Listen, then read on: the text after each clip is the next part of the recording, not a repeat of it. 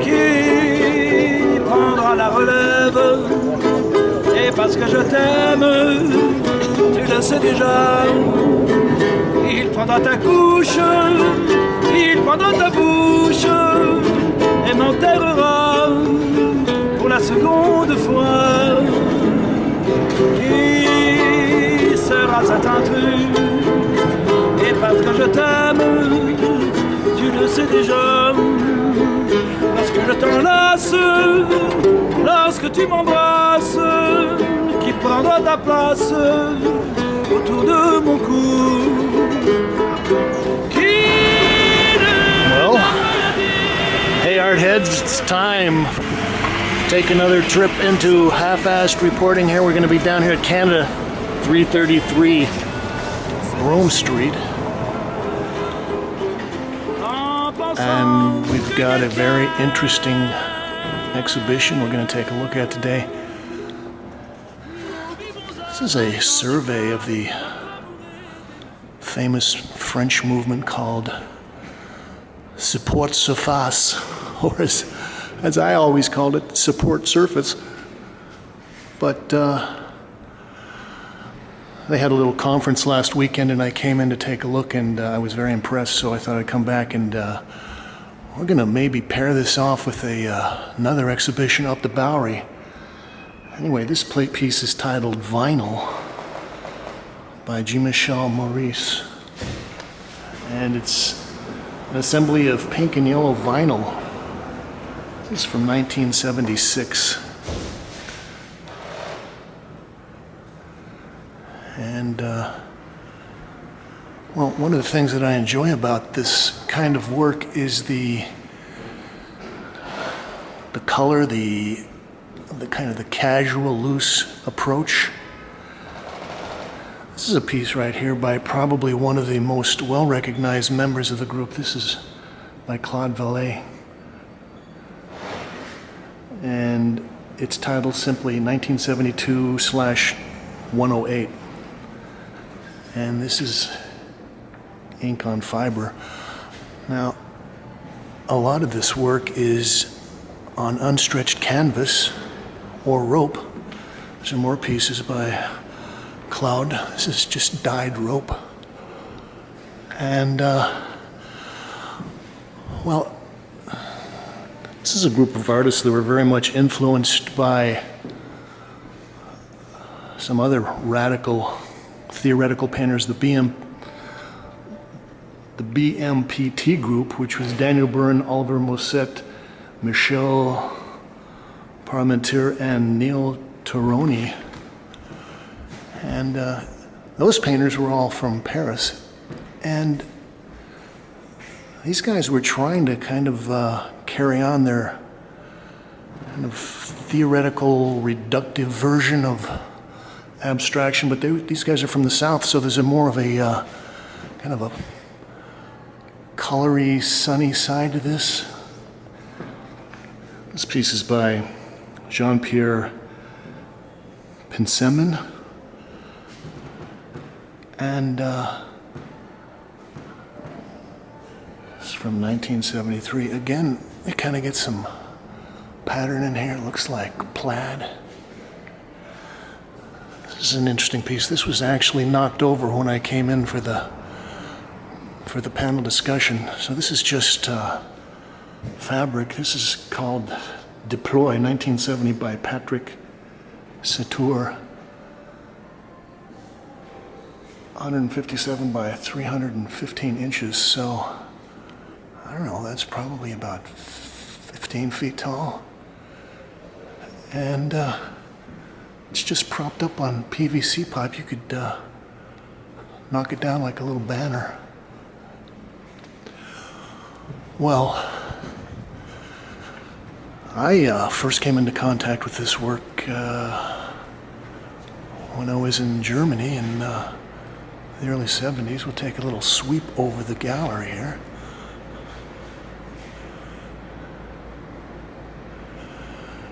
And they made a point of the fact that a lot of these people were involved in the student riots of the summer of '68. And a lot of the work has political content, I guess. This is titled Tarleton 1976 Acrylic on Gauze by Noel Dalla. And, well, one of the things that they were doing was reducing the elements of painting down as much as they could to just fabric and color. I like these pieces. These are by Pierre Baraglio.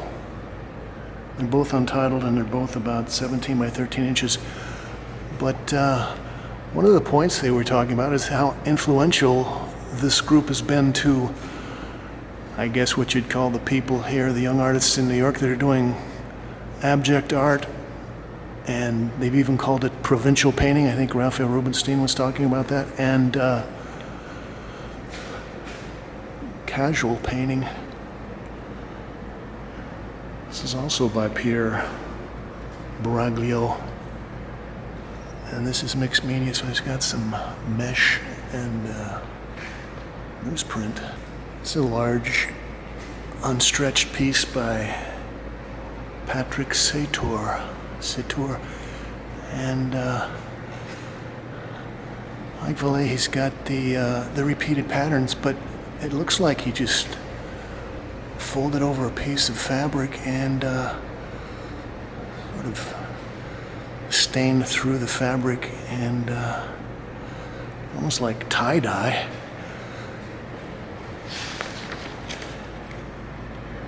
And there's not a lot of sculpture in this show. This sculpture is by Patrick Sator. But this piece made me think that they could have used these as the stamps to put the color on that piece.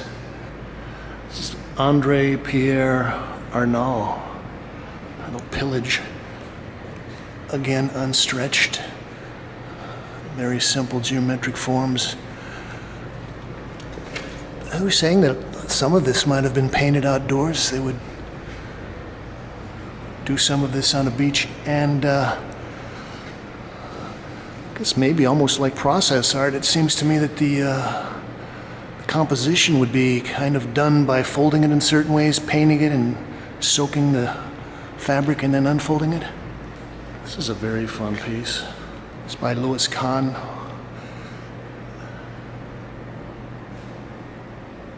Toyo Découpé 1970, and when we were talking about this work influencing younger artists, there's a whole series of early Joe Bradley pieces that were shown at the Whitney that look a lot like this.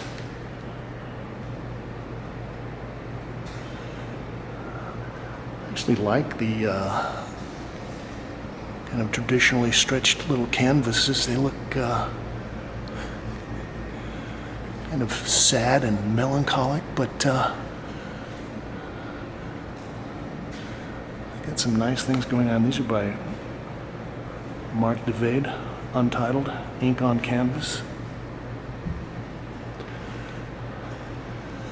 Well, this is one of the few pieces that's not fabric. This is wood veneer. The way that he rolls this up at the bottom, and it's kind of using the grid of woven fabric. Kind of a nice statement about the presentation. This is the major piece. When they had the panel here, they had a nice table in front of this, and this was the perfect backdrop. So, Valet. And I know this piece is huge. This must be about 18 feet across and 20 feet tall. Now, I thought myself that this kind of related to pattern decorative. So you've got the grids, you've got the pattern. This kind of ruffle, kind of in certain ways relates to clothing, fabrics.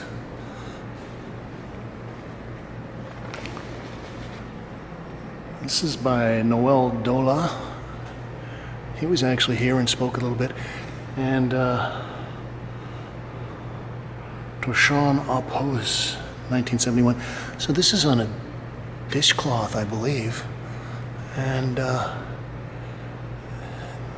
he talked about how important it was for them to kind of use common everyday things to kind of reinsert art into life.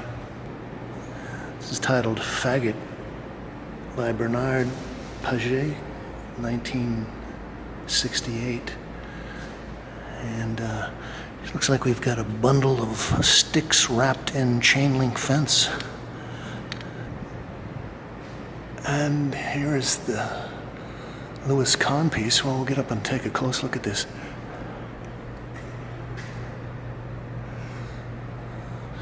So he's just printed his name over and over and over again until it formed these stripes. There must be maybe 1,000 prints on that. So here again, that relates to fabric and design and domestic materials.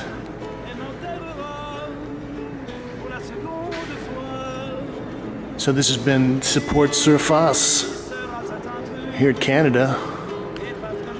Let's check something else out. Well, we're gonna head a little ways up to Bowery and check out another show. Maybe we'll get some nice contrast and comparison. Okay, well, we're here at the Hole. It's about 4 blocks up the Bowery from Canada. And we're gonna check out this shore, Warp and Woof. And this is curated by Toby Clark and Kathy Grayson. I thought this would be a wonderful opportunity to see some contemporary versions of a very similar aesthetic that we saw beginning with the Support Surface group. This is by Gabriel Plankowski. Untitled 2011 Deconstructed Hand-Painted and Woven Canvas Pine Acrylic. And, well, this is on a stretcher, but it's obviously someone that's very aware of what a painting is, what a canvas is, stretched canvas. These are examples of things that I think are probably very closely related. It's by Ian Farah. It's titled Ray, 2014. Clay, mud, and ink on canvas. And we've got a couple of more pieces here by Ian. This is titled Safia.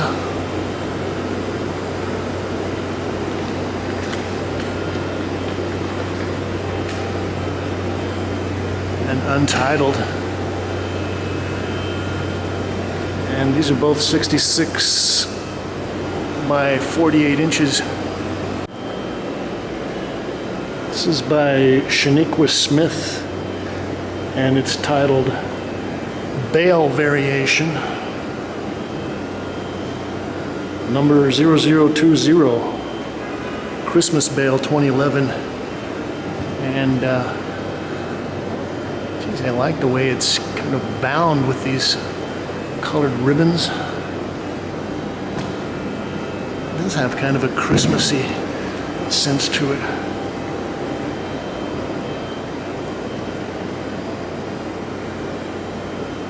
It's by Hank Willis Thomas, South Bend, 2012. Basketball jerseys and mixed media with artist frame. Okay. Well, here again we've kind of got the grid, commercial fabrics. It's nicely sewn. Number 2 by Evan Robarts, And although this looks like something you might see at a playground in Brooklyn, I'm actually kind of digging the little chunks of color in there with those balls. And let's look at another one of these pieces. This is titled History Painting.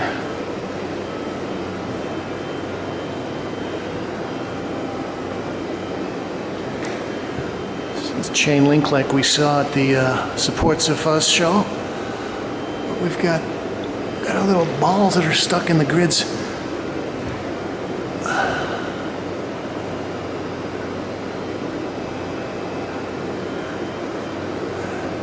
Almost as formally austere as a Mondrian.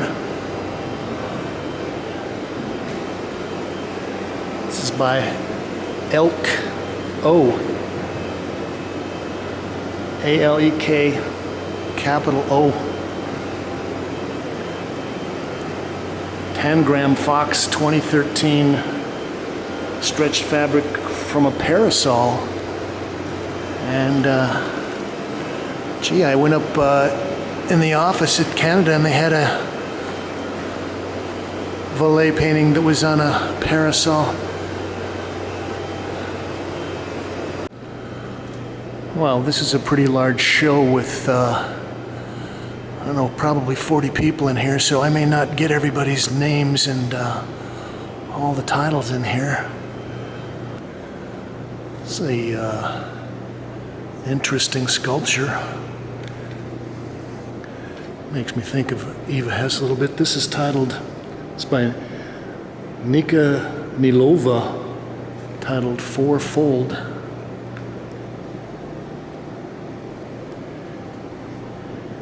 Reassembled banisters and handmade wood dyed on antique mahogany hardwood. This is a floor sculpture. Oh, this looks like cast pieces of cabinet fronts or doors. This is by Nika Nilova. After you left, they took it apart. Polyurethane rubber, 98 by 59 inches. And that's probably, I don't know, 2 or 3 inches deep.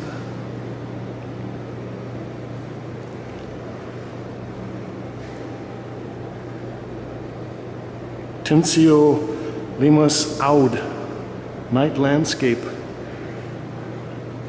embroidery on linen.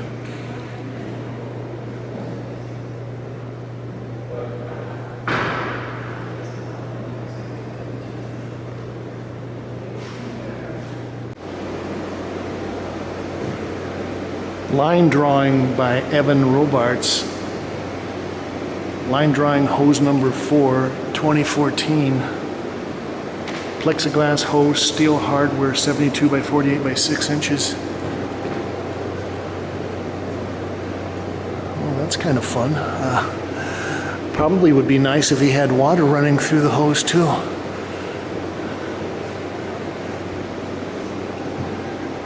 And I like the green hose and the kind of the green tint of the plexiglass.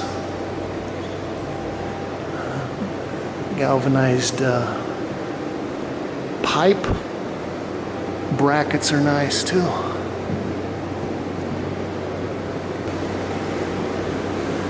Actually, this one caught my eye from the street. This is by Gabriel Piankowski, untitled. Deconstructed and hand-painted, woven, cut, folded, and plated canvas, red fur acrylic, T-pins with artist frame.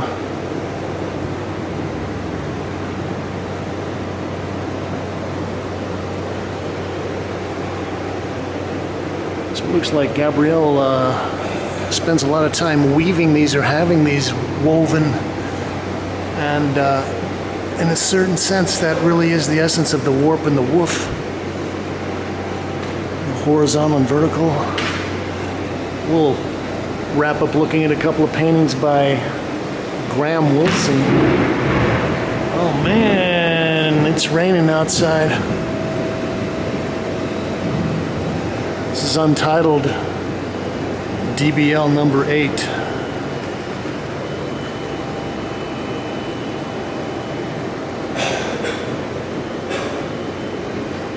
Oil and spray enamel on canvas.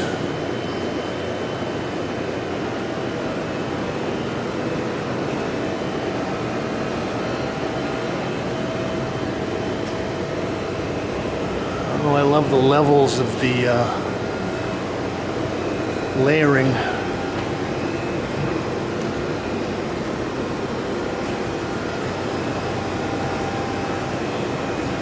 It's also by Graham. It's titled 12 a.m. Oil twine canvas, 71 by 59 inches. Well, this is a beautiful piece, and you know, the more I'm looking at these works by Graham, the more I'm thinking of Al Loving, and it's very fitting that these pieces would be shown here because Al Loving had a studio probably about 2 blocks north of here on the Bowery for 25, 30 years, and boy, Al was one of the most loved art people here, and he was doing a lot of work with staining and sewing and patching. So this has been a comparison view of Support Surface at Canada and Warp and Woof. Here at the Hole, boy, it started raining outside, and look what's happening here. Thank you, Kate.